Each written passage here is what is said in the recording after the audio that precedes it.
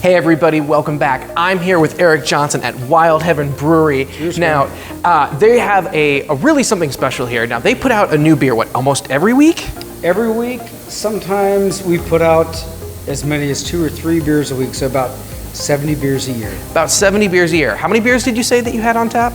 Oh my God. Well, we have 68 taps.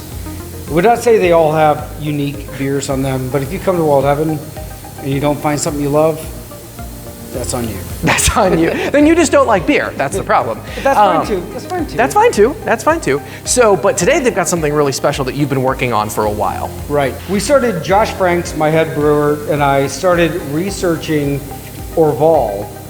And so we spent about 6 months researching how is this beer made. Mm-hmm. And we took our best information and the highest quality ingredients we could possibly find. And this is a tip of the hat. We're not trying to clone this beer. It's an homage.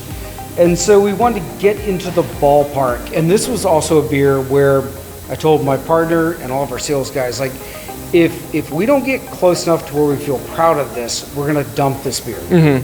Fair enough. So what is kind of the flavor profile that you were going for?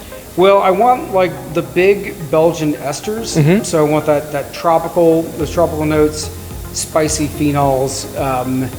So we started with the Westmalle yeast to make a Belgian pale. We know that Orval dry hops a beer with whole cone hops. And so we went with some really nice crystal hops. And then it was bottle conditioned with Brettanomyces bruxellensis, which is the yeast. It's a wild yeast. Wild yeast. Excellent. So let's give this a taste. Beautiful golden color here.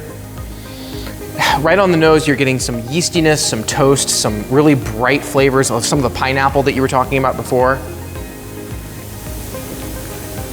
The carbonation on this is just very strong, but at the same time very fine. You're not getting like big bubbles or anything, but it just really dances on your palate. There was a little fun fact that you shared earlier about your experience on PBS. Yeah, so I'm a horticulturist by trade, and I'm now like 18 seasons deep with Garden Smart. And really that experience with horticulture and plants, you know, I'm probably a better chef than I am a brewmaster. I love to see the way that all of that plays together. It's the marriage of the culinary, you know, and a return to an understanding of terroir. And I integrate that into the way that we design beers to hopefully deliver something that is an experience. Mm-hmm. And I think you were saying that because you produce such a new beer every time and all these things, that the best beer, and this is a quote directly from you, the best beer that you've ever made hasn't been made yet. And I love, long way away. and I love that exploration. So if you want some great beer, if you want some experimental stuff, are you available to talk to when people show up?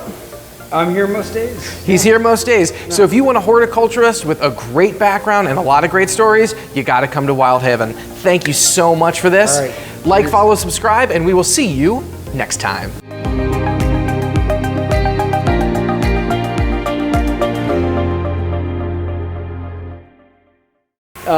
In fact, like the checks with Pilsner Urquell, they say you can float your currency on it, and oh, hey, look at that, nearly done. You can float your currency on that. Yeah, I mean, you want to take that cap out of there now. Yeah, probably.